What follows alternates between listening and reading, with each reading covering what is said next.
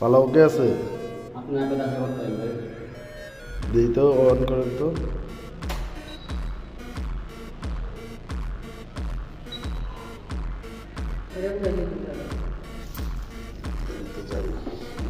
এটা কই? না না না এসেন বাবা আপনি, আমি তো আপনার কাজটা মানি না।